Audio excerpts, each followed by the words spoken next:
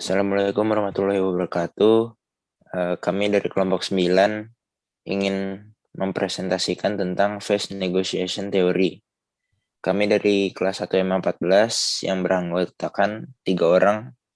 Yang pertama ada saya sendiri, yaitu Adila Putro dengan NPM 108-21021.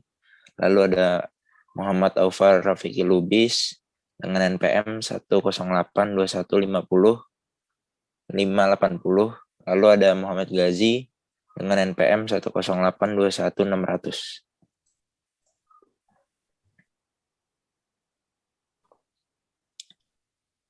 Di Phase Negotiation Theory ini ada mencakup 4 hal, yaitu yang pertama ada definisi.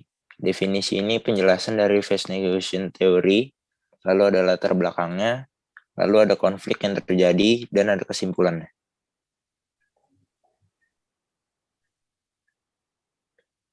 Lalu di sini ada definisi. Teori negosiasi wajah atau Phase Negotiation Theory dikembangkan oleh Stella Ting Tommy pada tahun 1988. Teori ini memberikan sebuah dasar untuk memperkirakan bagaimana manusia akan menyelesaikan karya wajah dalam sebuah kebudayaan yang berbeda. Wajah atau rupa mengacu pada gambar diri seseorang di hadapan orang lain.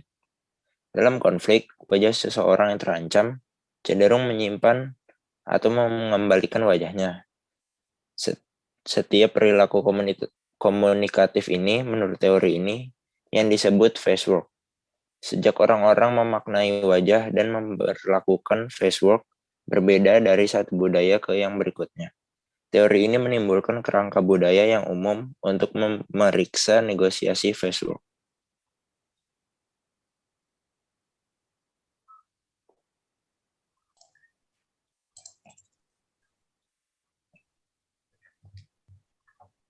Lalu teori negosiasi muka dikembangkan untuk memahami bagaimana budaya yang berbeda di seluruh dunia untuk menanggapi konflik.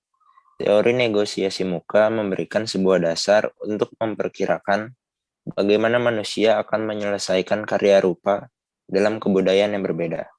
Teori ini memberikan sebuah dasar untuk memperkirakan bagaimana manusia akan menyelesaikan karya muka dalam sebuah kebudayaan berbeda. Muka atau rupa mengacu pada gambar diri seseorang di hadapan orang lain. Lalu ada asumsi. Hal ini melibatkan rasa hormat, kehormatan, status, koneksi, kesetiaan, dan nilai-nilai yang serupa. Dengan kata lain, rupa merupakan gambaran yang Anda inginkan atau jati diri orang lain yang berasal dari Anda dalam sebuah situasi sosial.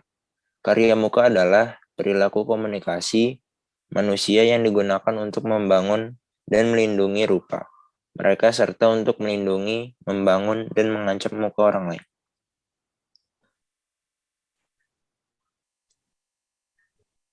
Lalu di latar belakang, teori negosiasi wajah ini terutama didasarkan pada penelitian Brown dan Levinson. Dalam teori ini, wajah adalah sebuah metafora untuk citra diri yang berasal dari dua konseptualisasi Cina, Lien dan Miandu. Lien adalah moral wajah internal yang melibatkan malu, integritas, kehinaan, dan kehormatan masalah. Miandu di sisi lain adalah sosial eksternal, wajah yang melibatkan pengakuan sosial, posisi, otoritas, pengaruh, dan kekuasaan. Irving Goffman menempatkan wajah di penelitian kontemporer Barat. Dia mencatat bahwa wajah adalah pusat perhatian bagi salah satu gambar proyeksi yang bersifat langsung dan spontan dan terikat dengan dinamika interaksi sosial.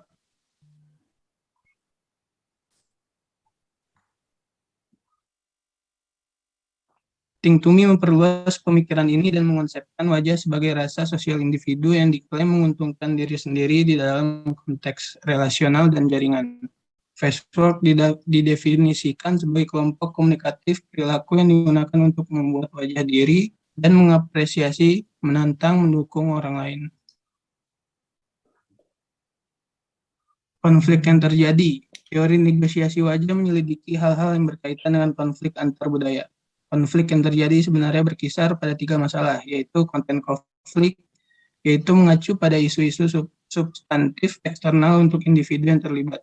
Yang kedua, relasional konflik, yaitu mengacu pada bagaimana individu-individu mengartikan atau ingin mengartikan terutama terhadap hal-hal yang berhubungan dengan konflik tertentu. Yang terakhir, identitas konflik, yaitu mengacu pada masalah isu-isu dari isu-isu identitas, konfirmasi penolakan, rasa hormat menghormati, serta persetujuan ketidaksetujuan.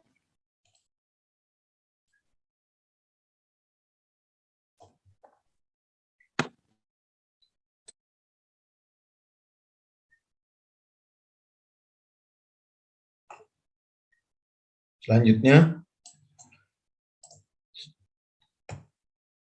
Stella Tingtumi berpendapat bahwa wajah dapat diinterpretasikan dalam dua cara, yaitu 1. Face concern atau kepedulian akan wajah.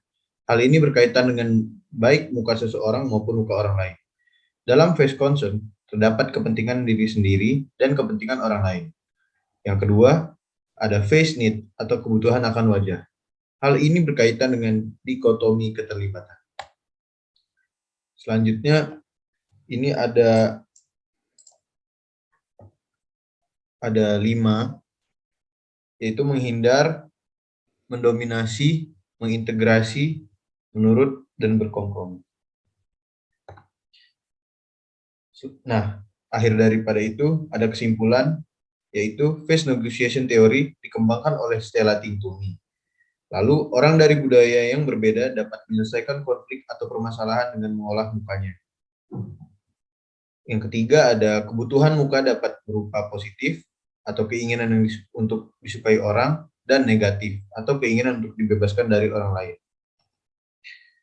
Dan yang keempat, budaya dapat memberikan pengaruh yang sangat besar bagi kita terhadap penyelesaian konflik. Sekian, terima kasih dari kami kelompok 9.